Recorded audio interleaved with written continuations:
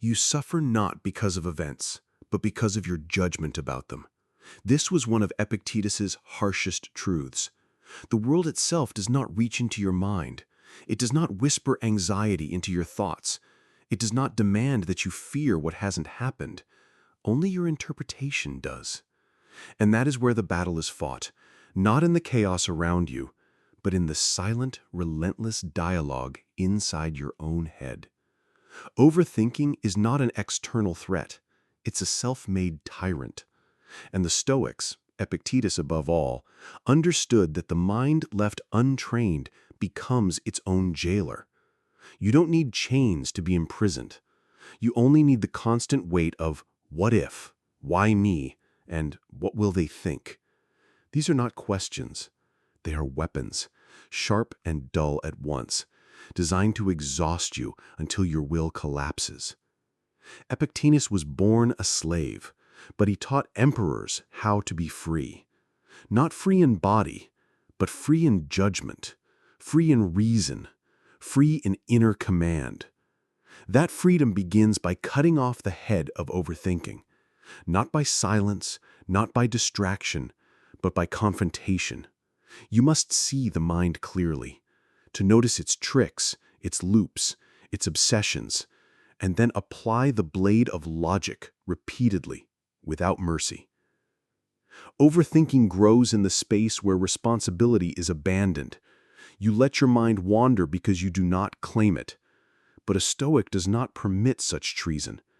He patrols his thoughts like a fortress, knowing the enemy enters not with swords, but with subtlety. One doubt, one imagined scenario, one replayed failure, and suddenly your energy is being consumed by things that do not exist. Epictetus would call this a failure of prohairesis, your rational will, your moral faculty, the part of you that chooses what is truly up to you. Because the essence of overthinking is trying to control what isn't yours, the outcome, the impression, the reaction, the past, the future. All of it lies outside your reach, but you reach anyway. And that reaching is suffering. That grasping is slavery. You are not free when you try to shape the world. You are free when you shape yourself. Epictetus didn't avoid pain. He studied it. He didn't avoid misfortune. He prepared for it. He knew that whatever happens, it is not the event that crushes you, but your unwillingness to let go of how you thought it should be. Look at your own mind. How many thoughts today were about things you could not change? How many arguments did you rehearse that never occurred? How many futures did you fear that never arrived? This is not imagination. It is misuse. It is the sword turned against the hand that wields it. You are strong enough to endure almost anything, except the storm you create in your own head. And that is the storm Stoicism teaches you to still. Do not wait for the noise to stop. It never will. But you can rise above it. The first brutal lesson is this: overthinking is not something that happens to you. It is something you allow. And what you allow, you can also reject. With discipline, with clarity, with reason sharpened by practice. The second brutal lesson is even harder to accept. Most of your thoughts are not yours. They are echoes of fear, of habit, of culture. They arise not from your reason, but from your conditioning. Epictetus warned against this subtle invasion of the self. When you believe every thought, you surrender the only thing that is truly yours, your judgment. And once judgment is corrupted, so is freedom. Ask yourself, do you choose to overthink, or do you simply obey it? Do you invite those spirals of what if because they serve you, or because you fear the silence left behind without them? Overthinking pretends to be thinking. But thinking, in the Stoic sense, is purposeful. It is governed by logos, by reason, order, the discipline of truth. Anything less is noise, noise disguised as insight, emotion disguised as logic.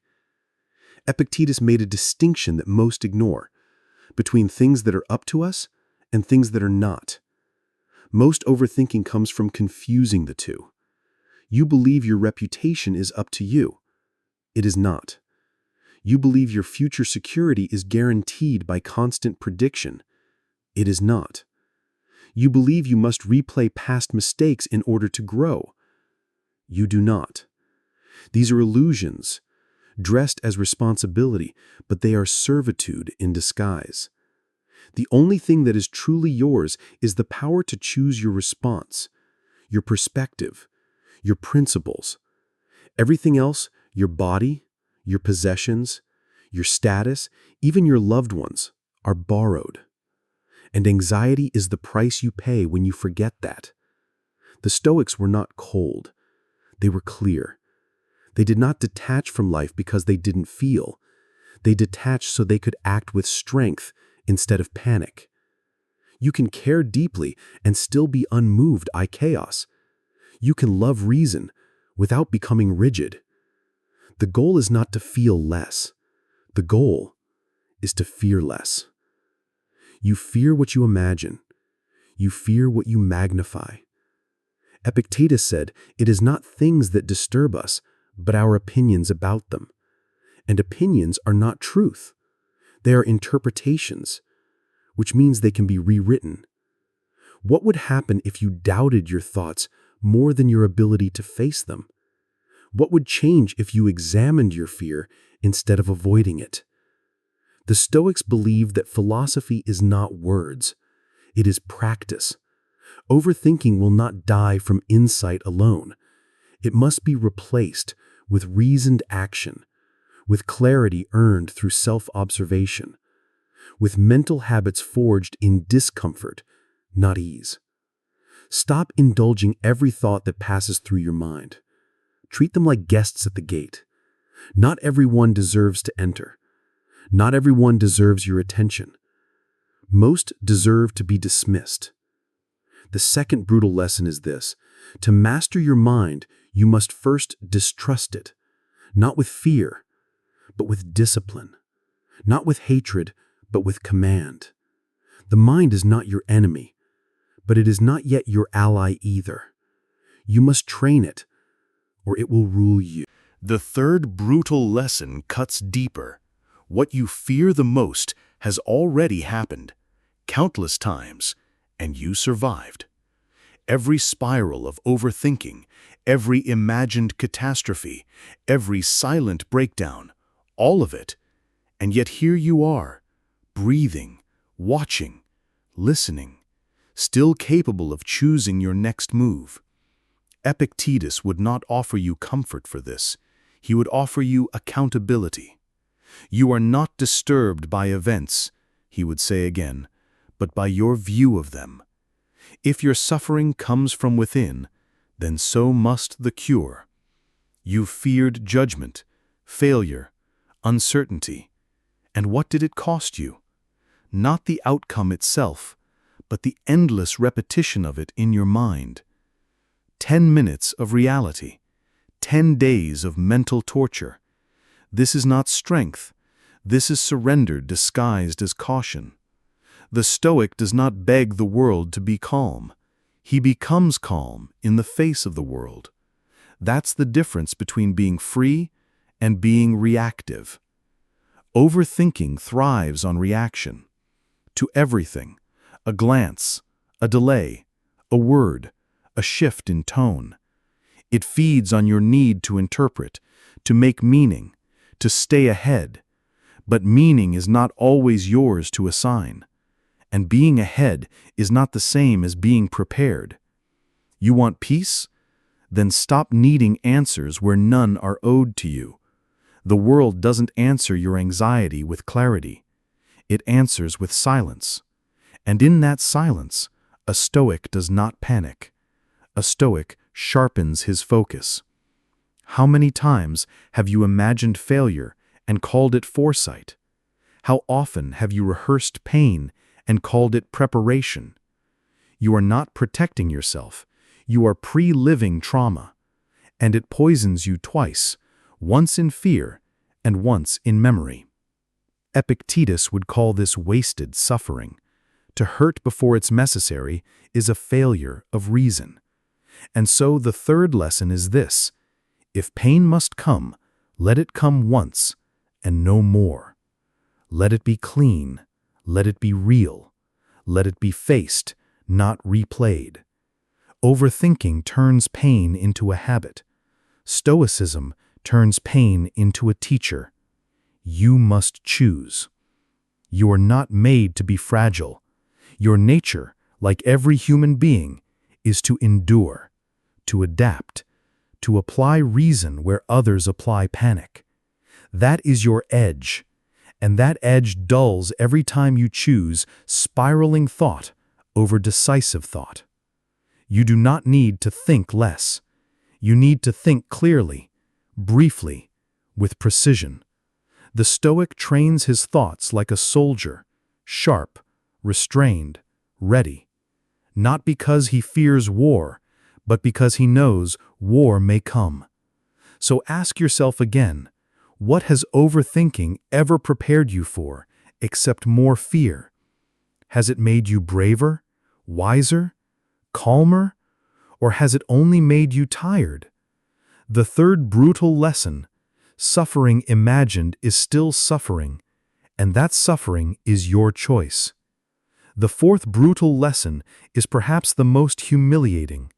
Your mind lies to you, constantly, convincingly, and without pause. It tells you stories shaped by fear, not truth.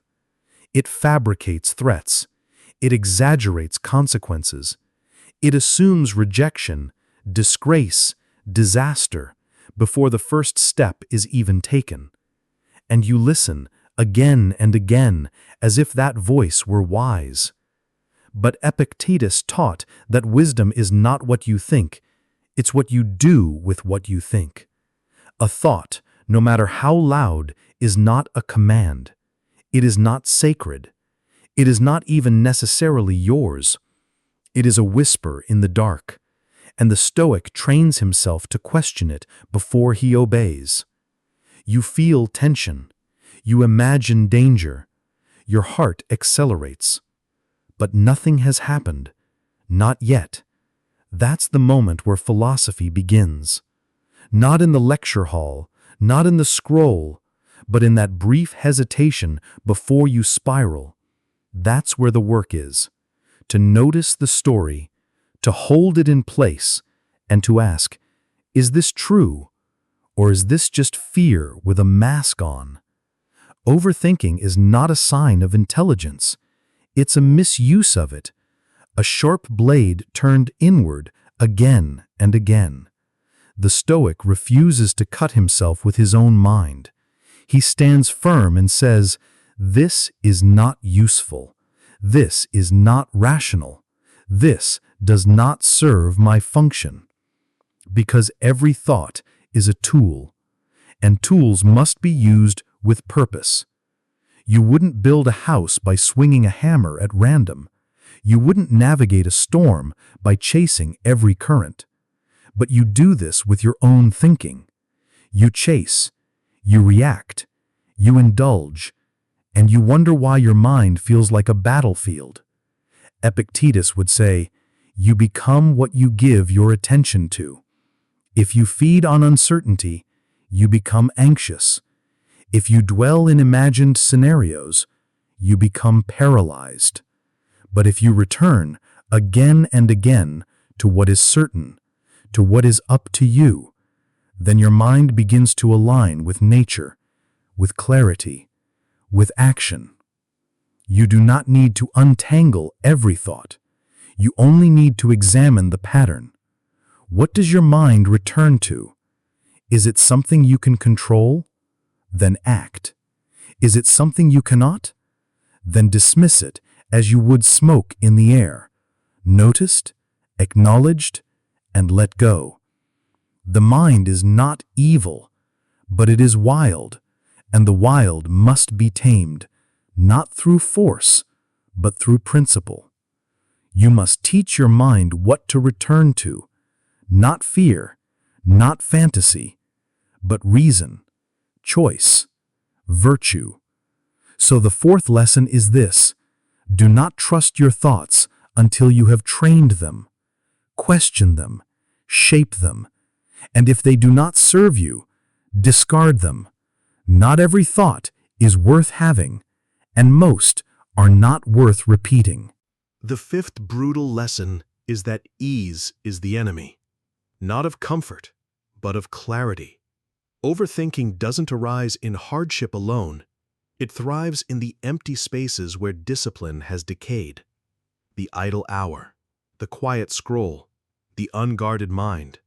In these spaces, your thoughts expand like smoke, filling every corner with illusion, until you cannot see what matters. Epictetus warned that the mind grows flabby without resistance. Just as the body weakens without strain, so too does judgment rot in the absence of challenge.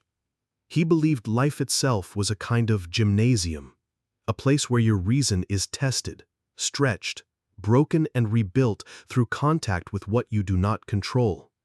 The insult, the delay, the failure, the moment where plans dissolve. These are not enemies of peace, they are the materials of strength. And yet you recoil. You overthink because you want comfort more than growth. You want certainty without courage. You want movement without friction. But that's not the path of a Stoic. That's the posture of a mind still ruled by fear. You imagine that comfort will bring you calm, but it doesn't. It brings you softness. And from softness comes fragility. And from fragility comes the flood of imagined threats, emotional spirals, self-doubt dressed as reflection. You think too much because you live too soft. The Stoic trains by living close to what others avoid. He prepares for cold, hunger, failure, rejection, not because he is pessimistic, but because he understands that resilience must be practiced. He fasts to remember he can go without. He delays gratification to recall that he is not a slave to desire. He refuses the false promise of ease because he knows where it leads, a mind weakened by luxury, choked by comfort, consumed by thought, and empty of action. You must ask yourself, when was the last time you did something difficult on purpose? Not to impress, not to escape, but to sharpen. Overthinking dies in the fire of effort. Not distracted effort, but deliberate practice. Chop wood. Write clearly. Move your body. Face the fear. Let reality bruise you a little. Not every bruise is a wound. Some are reminders that you're alive. And so, the fifth lesson is this: your mind must be challenged, or it will consume itself. You are not meant to be still for too long. Not in body, not in thought. Growth is not always loud. Sometimes it is the silent decision to step into the hard thing again and again, until fear has no room left to speak.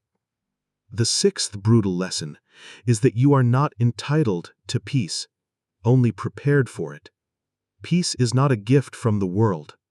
It's not a condition waiting to arrive when your circumstances align. It is earned, moment by moment, through restraint, perspective, and practice. Epictetus knew this. He saw that the man who waits for the world to calm before calming himself will never know stillness. Because the world will not wait for you. You overthink because you believe peace is the default, that it should come easily, naturally, like breath. But peace is not breath.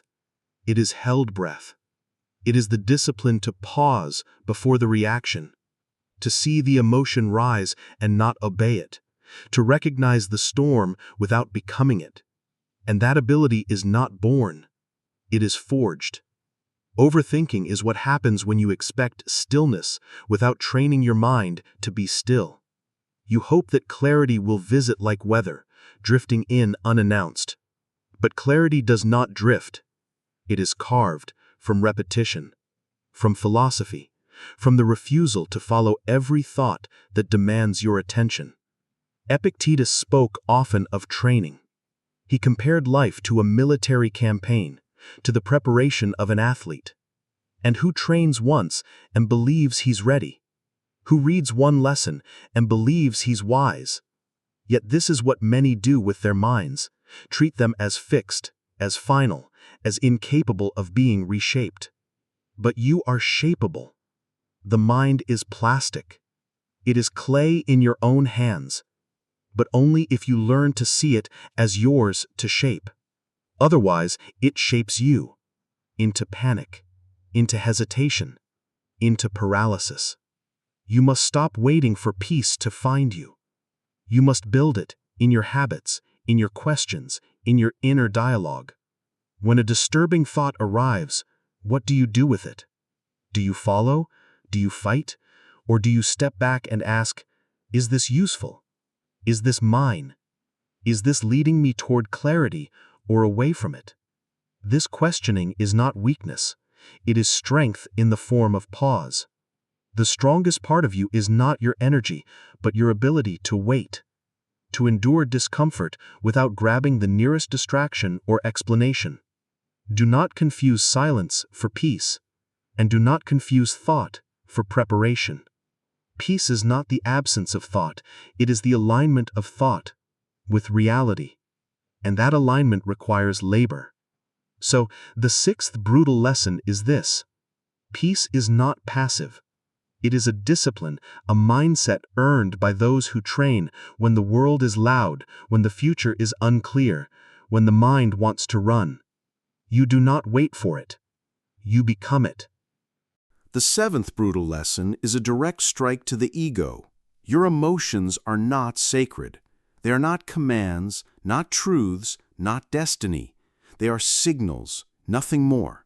And like all signals, they can be misread, misfired, or magnified beyond their meaning.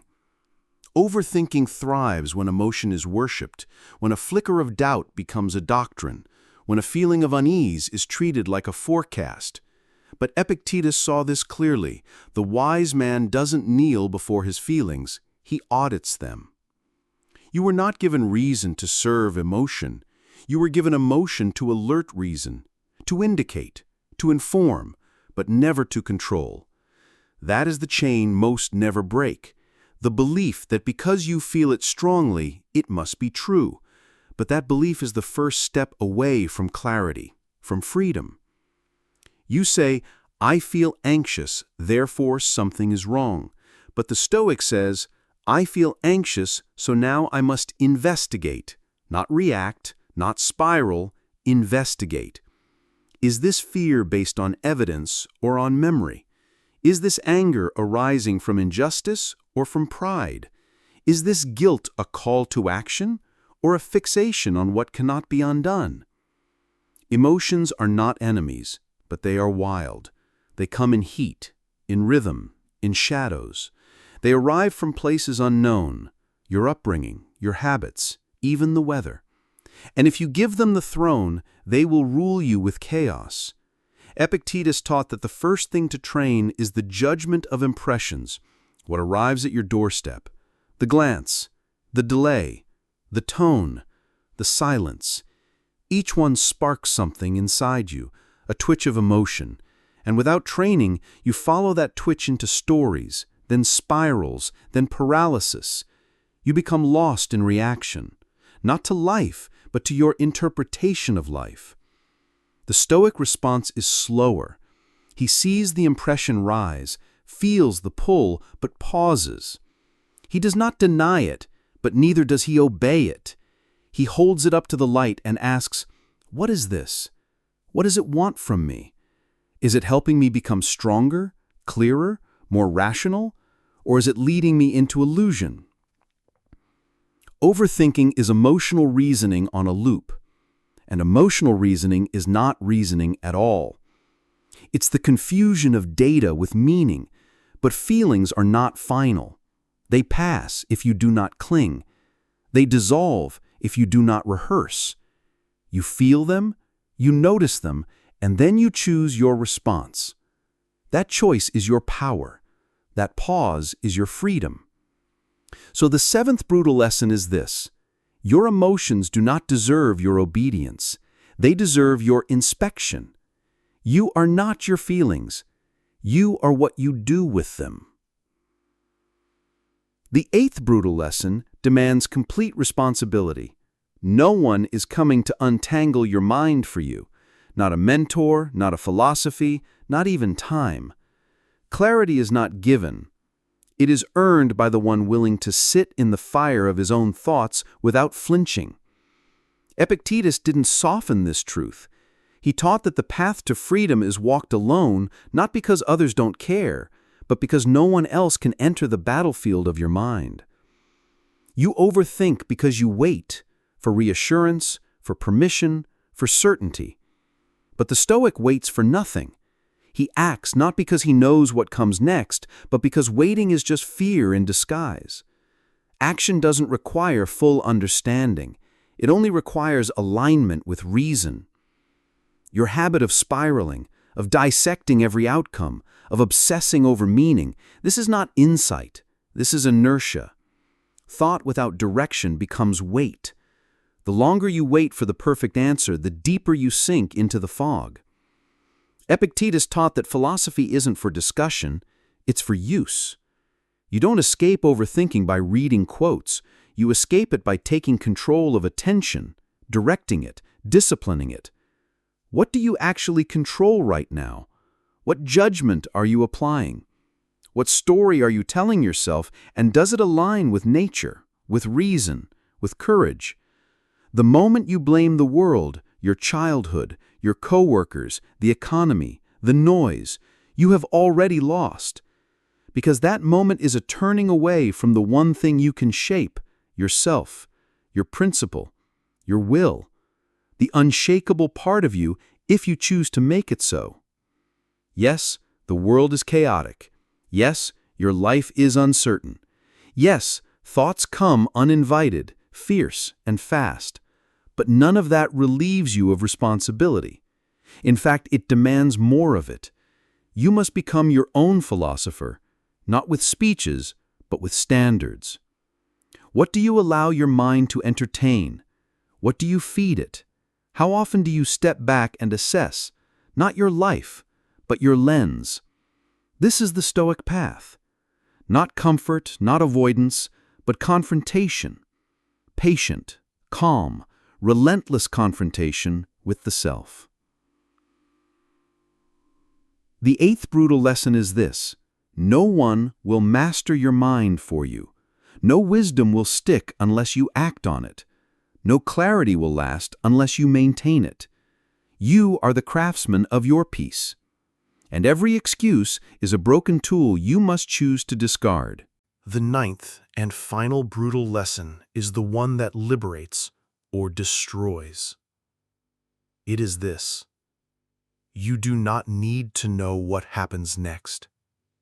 You only need to be ready for it. This is where overthinking meets its death.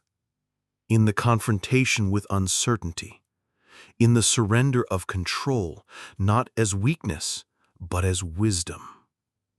Epictetus called it accepting the will of nature.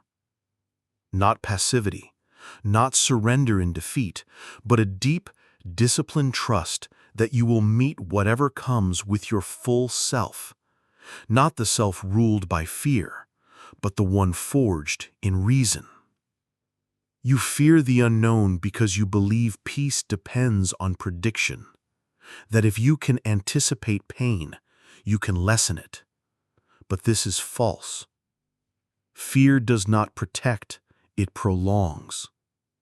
Overthinking does not prepare, it drains. You are not safer for imagining every possibility. You are only further from the present, where all strength lives. The Stoics called this amor fati, the love of fate. But not in sentiment, in action, in readiness. You do not get to choose the timing, the shape, or the weight of what befalls you, but you do choose your posture. You choose how you stand when the wave hits. And standing well, that is the Stoic ideal. That is freedom. Think of the hours you've wasted trying to calculate what cannot be known, the words you've rehearsed for conversations that never came, the futures you've mourned before they existed. Overthinking is time traveling without power. It pulls you from the only place you can act, this moment. What if you let go, not in despair, but in discipline? What if you decided, let come what may, I will be steady? This is not recklessness. This is control at its highest form. The control of response, not outcome. The control of clarity, not comfort. Epictetus said, when something happens, the only question is, how do I meet it? Not why me, not what if, not how long will it last. Just what virtue does this moment demand? That's the final truth. You kill overthinking not by knowing more, but by needing less. Less certainty, less control, less noise. And in that emptiness, something else appears. Not silence, but space.